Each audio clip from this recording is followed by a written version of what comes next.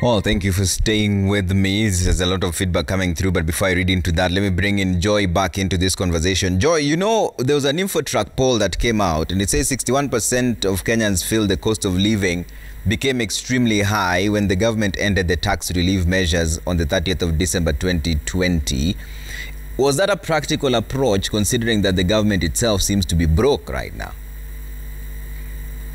The government itself is broke to begin with.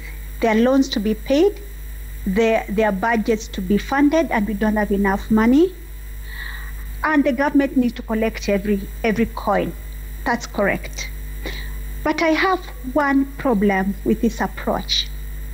First and foremost, of course, this cushioning of in terms of taxes and other reliefs, of course, it was not reaching the majority of Kenyans because, like I said, many Kenyans are in the informal sector. It was cushioning probably the employed people who already have an income and are in a white-collar job. But it was benefiting somebody. But now, of course, that relief is gone, and whoever was benefiting from that is no longer benefiting from it.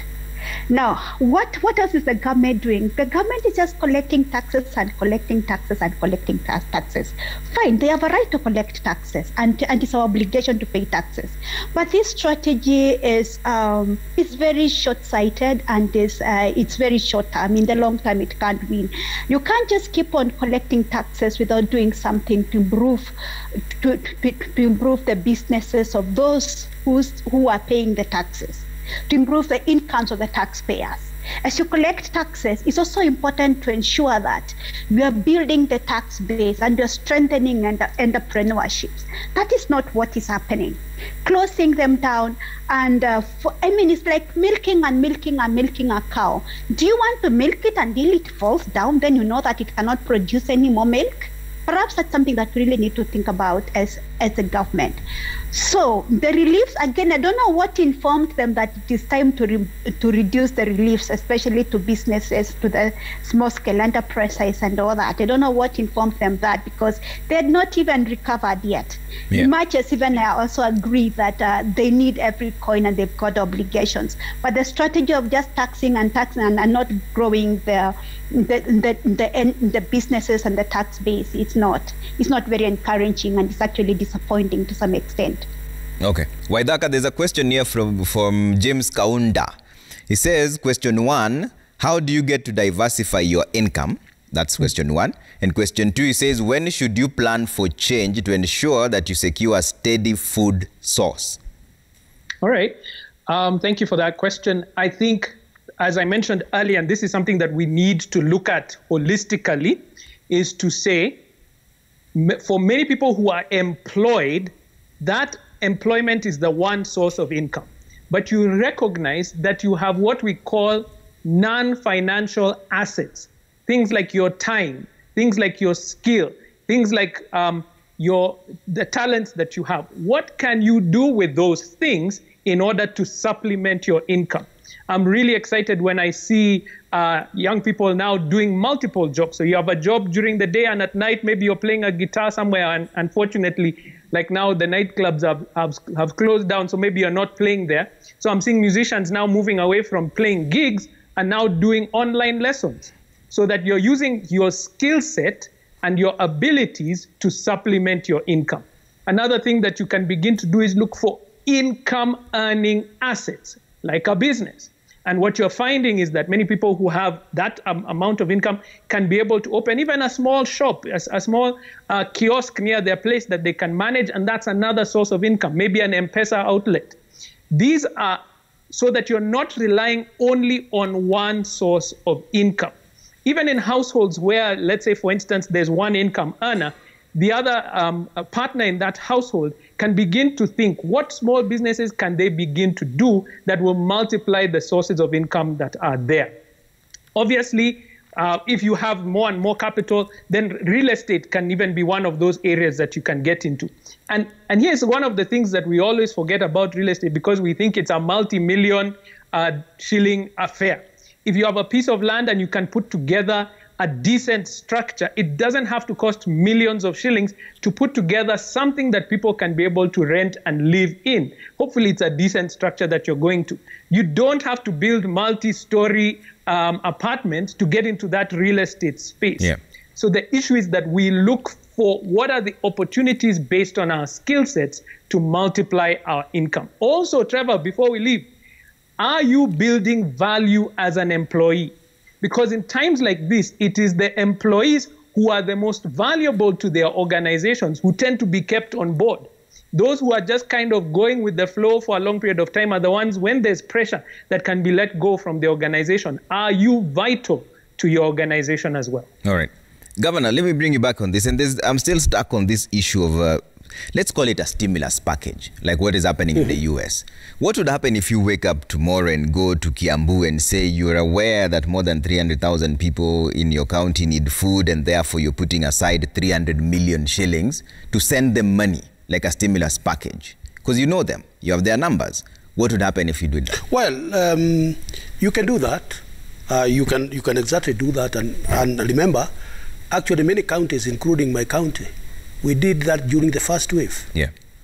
We, first of all, put together a team of advisors from Kiambu, well-wishers, and we started together what we were calling Adopt a Village, Feed a Family. And in that, the well-wishers were bringing in their contribution, and we, as a county, dedicated about 50 million shillings, is not a lot of money, and we decided either to buy food and send it to the village. But because of COVID, there was also an element of sending M-Pesa. Yeah. There's nothing that stops you from doing that. But what I'm saying is that there are certain protocols and procedures that you need to follow. Remember, Trevor, I'm also saying if the money is available, you have to go back to my first calculation and say that, and I do not necessarily agree that the government is broke. I think the government is having a cash flow problem. Because if you are broke, then you're in terrible shape. It's a cash flow problem, and that definitely was caused because of the relief that was given. And I think it was prudent to consider because the infection rates were coming down. Remember, we opened the economy. We even went to campaigns. We went all over. I mean, there was no reason to maintain these reliefs if we opened and pretended that we can campaign for BBI and for whatever else. Yeah. So there is nothing that stops you from doing that. I think what we are doing, what we are saying is that even the counties are hard-pressed for cash. The national government is hard-pressed for cash. So even if you would want to do it, you would find it difficult to do it at this time. But let me say this. I think the solution, and coming back to what Joy was talking about, the solution is going to be in two ways. One, we would need definitely to continue providing some relief, selected relief, because of course, more relief, more cash flow problems, more broke government, if you want to use that term. Yeah. So you need to work out selected and very targeted interventions that will help certain group of people. Joy says they are not the most vulnerable. They are not the base of the pyramid. They are not the kind of Wanjikos who are doing poultry and bacon in Wangige. So you need to provide that. But you also need some injection. You need some money available for the person who is at the bottom of the pyramid. And that is money. When I hear that we are discussing with the IMF, we are discussing with Euroboard and whatever, I'm supposing that that is the kind of money that will come in if and when the infection rates comes down. So I think counties can be able to plan and put in the budget and put in the necessary registration so that they can do this according to the law, otherwise you get caught up by the audit. The national government can do the same, and as I said, in a double-barreled manner, and then that would start. And also, let us, and I know Waithaka has not mentioned anything to do with going out, reaching out to get some liquidity in form of credit or in form of whatever. If you can, let us also say that most of our financial institutions are afloat with money. They have not made as much profit as they have been making in normal years. And what we need to do, like what we did, 138 million could do nothing.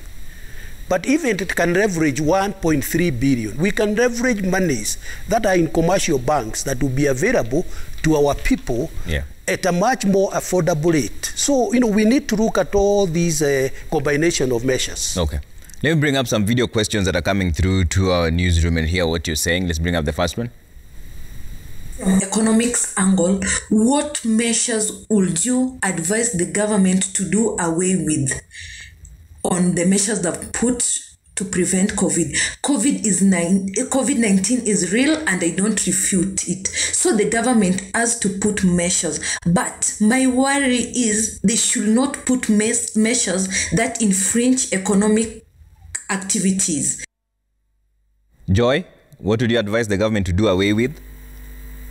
I agree with them. For me, from what I said when I took the platform, when I took this microphone, I say that really social distancing, hand washing, banning of public gathering, just the ABCs were just adequate to start with. And since that they're acknowledging that they do not have money for social protection, they're not able to cushion, then the point is enforce the COVID regulations and allow Kenyans to work and earn their livelihoods other than close their businesses altogether, because the end result will be the same, suffering and suffering, whether you die of COVID, whether you die of anger and other complications due to even depression because of all that. It's all there.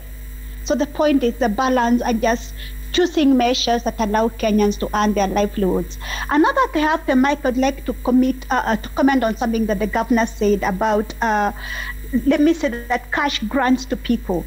At the university, we do a lot of research, and there's new evidence that when you give cash grants to informal entrepreneurs, for example, that is able to have a very good multiplier effect in a way that the businesses remain working. They're able to take better precautions even to protect themselves and their customers against COVID-19. And at the end of the day, it's able to spur some kind of economic growth by maintaining these enterprises working. So the point is, I think cash grants and especially targeting the key sectors that provide employment, that is a small-scale entrepreneurship, I think that would be a good starting point. Not that the government is talking about cash grants as a possible way to go once the funds are available. So yes, I think that will be good. All right, let's bring up another question on video.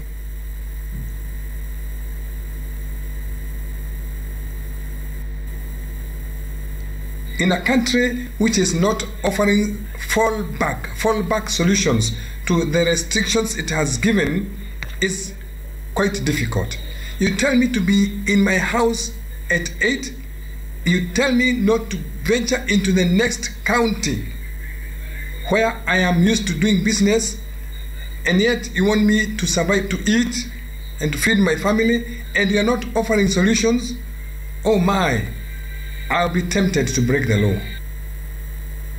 Governor, well, you at State House when those laws were decided to make that law. Probably one thing, first of all, let me say this.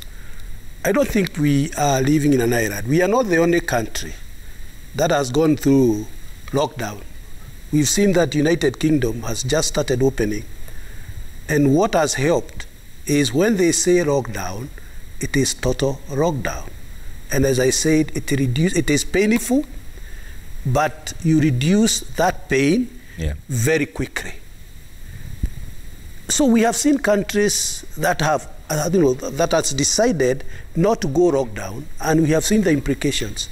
Countries like Brazil and others, we've seen the implications. We've seen countries that have gone into strict, of course they may have different measures, they may have unemployment benefits than us, but even in the US, we've seen states that have gone completely shut down for a period, and then they come out quickly. I think the problem is that the people who come up with the options of close down for this period until it comes down do not come with cost-benefit analysis. As an economist like Joy, what I would say is look at two scenarios. Open it up, have 2,500 patients requiring beds, okay? So you have mortality of 60%. What does that mean in terms of the economy?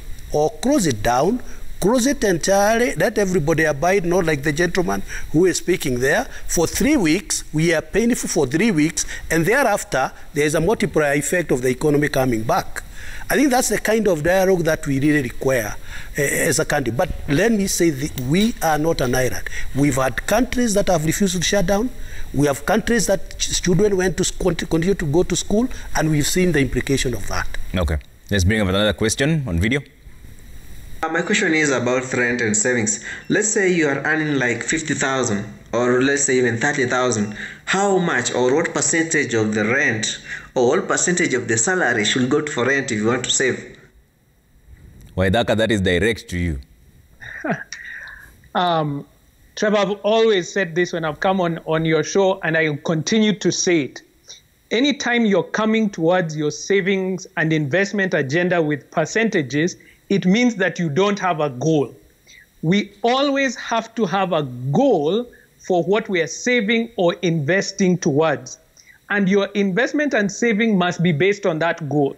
If you're talking about percentages, that's how you teach younger people, like your children when in primary school and high school, teach them a percentage, because what you're teaching them is the habit of saving and investing. But for all of us who are adults and we are busy doing our job, you are saving and investing towards a goal. We suggest that you save an amount that is going to be able to, over a period of time, get to about 6 to 12 months of your income. So that your savings account, you're trying to fill it with up to 6 to 12 months of your income. And then your investments are being guided by the outcome that you're waiting for in future. Is it that home that you hopefully want to buy, that piece of land that you want to buy? So you say, when do I want to buy that piece of land? And then you work backwards and say, how much do I need to save now so that in the next 2 years I buy that piece of land? That will give you the motivation to save. Because coming at it from a percentage perspective, everybody has a different, you see, a different outcome. There's somebody earning 50,000, but they have 4 children. There's somebody earning 50,000, but they are a single person. Now, if I tell them to save the same percentage, it doesn't work. So saving and investing must always be in line with a personal goal that you have. That's what we look at, Trevor. But either way, Waidaka, you know, if I'm earning 30,000 shillings, I really wouldn't live in a house worth 28,000 shillings. I mean, that's what is the most practical approach. I mean, that's the reason why we're talking about percentages. Should it be half of what I earn? Should it be quarter of what I earn? Because rent is something we all pay, at least. Yes. The normal Kenyan pays rent. Yes, and I know my answer is going to not make you very happy, Trevor, but I always tell people, save and invest as much as you possibly can. And this comes down to understanding what are the things that are important to you. So when you say, for instance, I'm earning 30,000 shillings or 50,000 shillings, you need somewhere to live.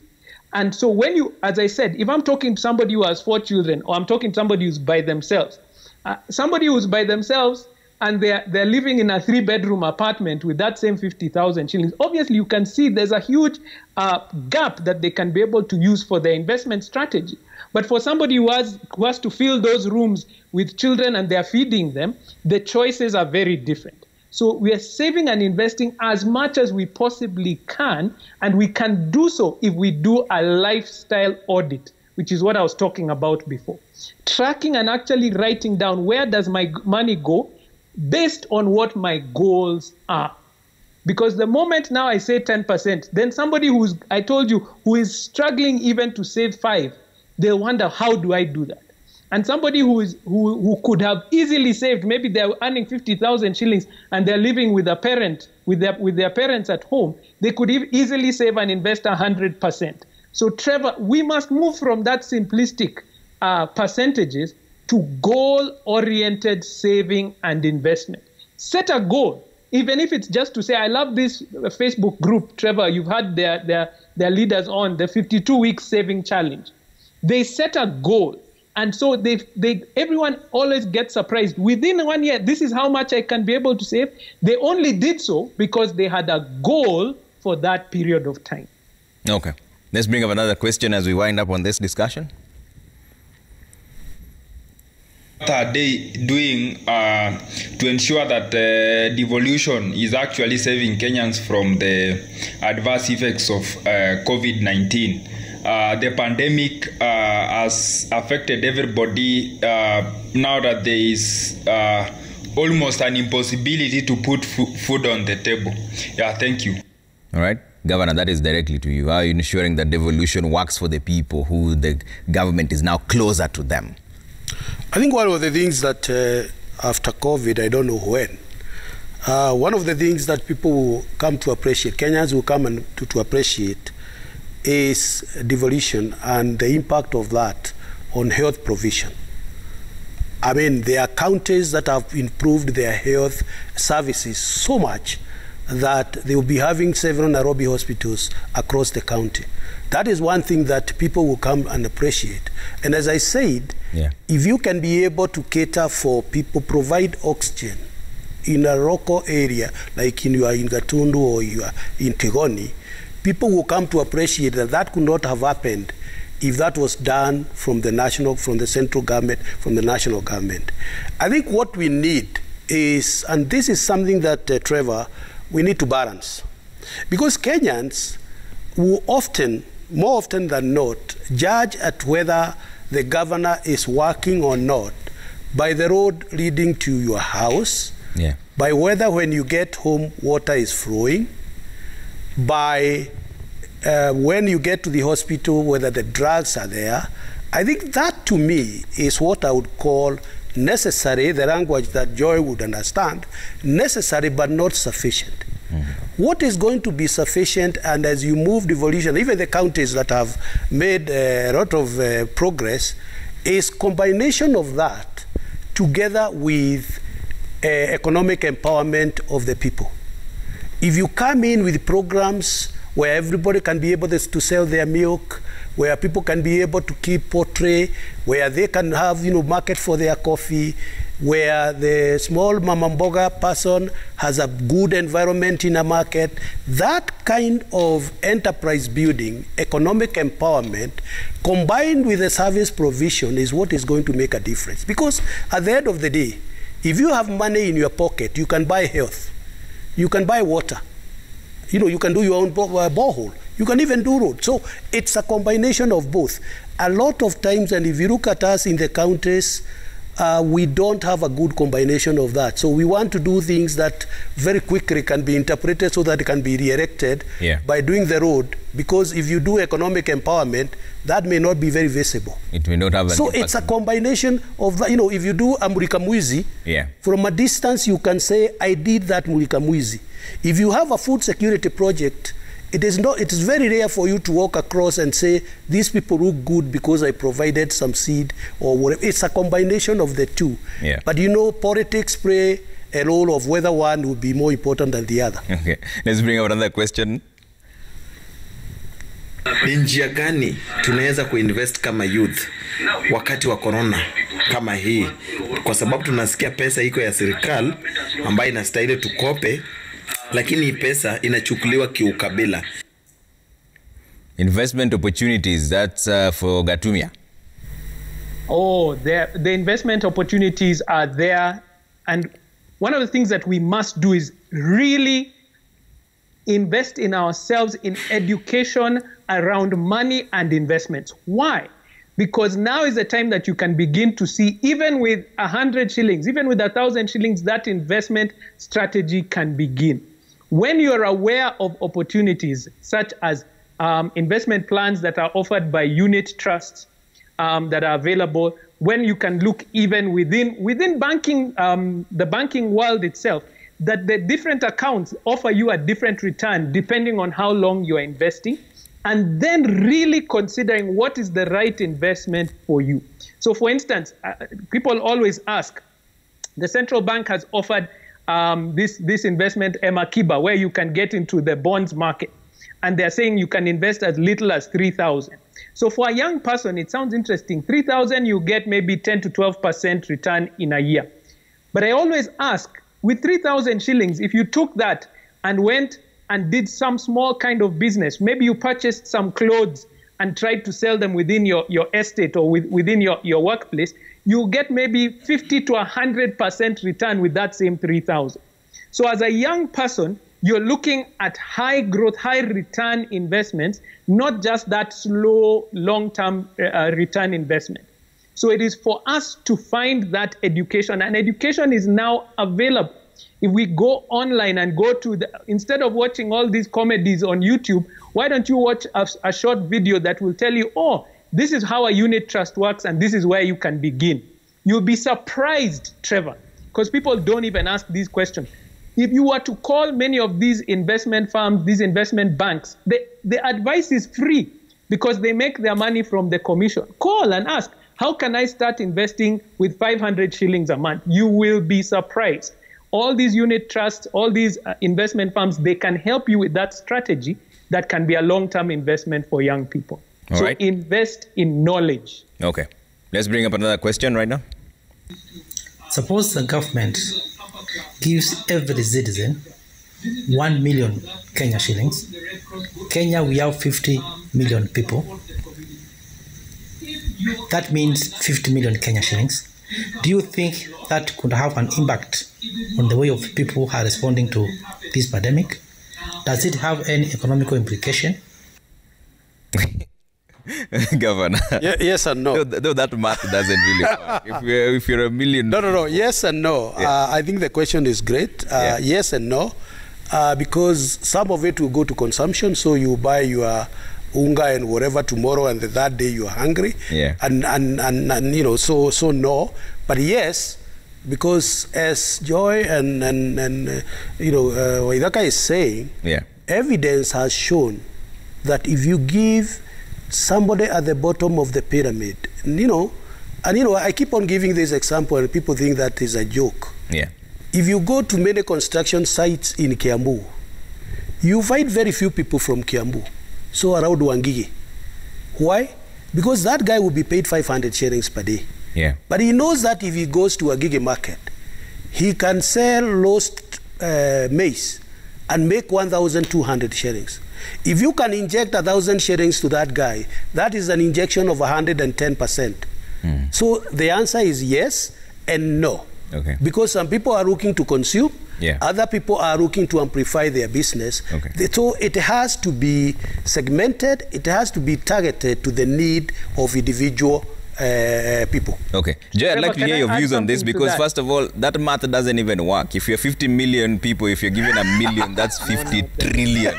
Because if it will only be 50 million if you're given 1 shilling, because you're already 50 million people, right? Joy.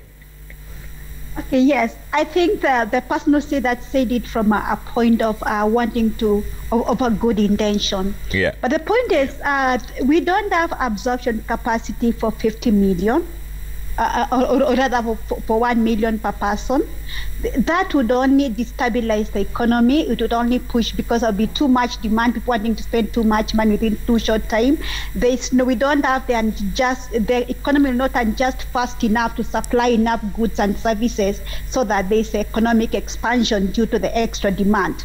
Rather, because you do not have that absorption capacity as an economy, and we have supply constraints, and that will only destabilize the economy through inflation that is pushing up prices, and at the end of the day we could be worse off than we were before. But that said, the point is making is supposing those who were in need were given the funds that they can be able to manage to absorb, what would happen? Then exactly there could be economic growth. It's about how much and the timing and to who. So he still has a point. Okay. Waithaka, you wanted to jump into that as well? I did, and I wanted to say, Trevor, if you don't mind, both what we're discussing here about money in the economy is really important. Yeah. I don't know, Trevor, if you saw that there was a long post that was put by, I think, a member of government in Mombasa who was just saying, Nairobians, we are missing you. Easter was a tough time for Mombasa because a lot of people from Nairobi usually travel down, and them going into Mombasa means that there is economic activity in that space. Yeah. So when you hear somebody talking about spending, in fact, that's what many of these stimulus programs does, is when you give people money, they spend, and that kind of kickstarts the economy, that they go and buy goods and things that they needed, they pay off debt. It kickstarts the economy that you're looking for. So spending is really important. So even now within this, in these counties that have been locked down, the economic activity is really suppressed, because when I would like to, for instance, take my children out to buy a meal or something, I'm not going to do that. And that means the restaurant that I would have gone to is not having the funds to take care of their staff members. So money in the economy actually makes a huge difference. When you open up, it lets people spend, and that builds the economic activity. But Trevor, we must also, and I'm challenging Governor, if you don't mind, we must start moving people out of the informal economy to the formal economy. And that takes the capital, it also takes the know-how, so that they can register their businesses and become part of that formal economy, which will allow for growth. Yeah, Governor, that is the direct challenge. Yeah, I hear him, and I can tell you that this has been, I think, a generation or many years discussion on formalizing the informality. So you take the informal and make it formal. And I can tell you the history of Kenya is such that informal do not pay tax. Okay? The minute they start becoming formal, you start to pay tax. Yeah. That is why we need to address certain issues. Do you know it is more profitable to run 50 kiosks in Kenya than to run a supermarket?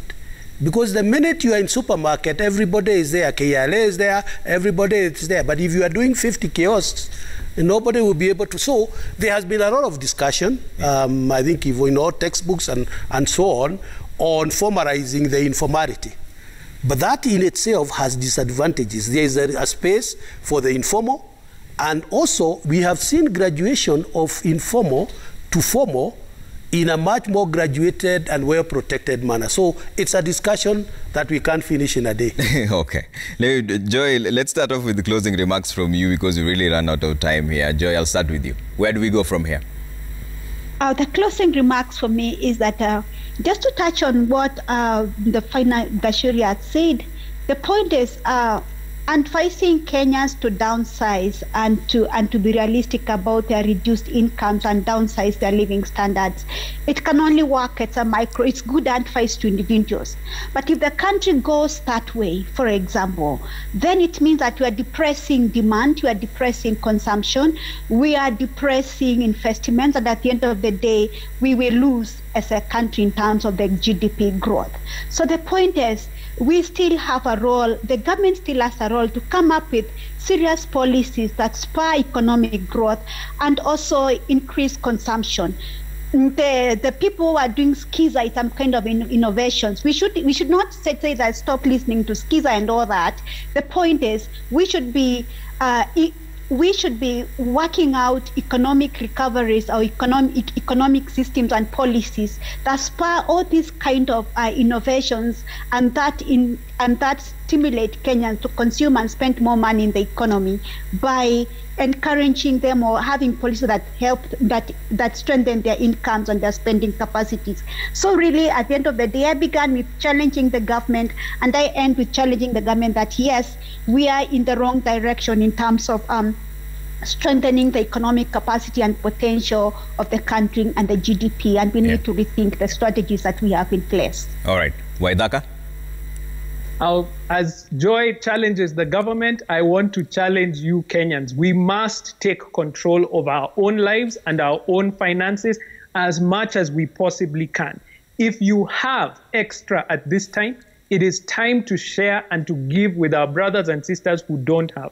In a nation where there's high levels of poverty, definitely we must be our brothers' keepers. So if you can, give as much as you can.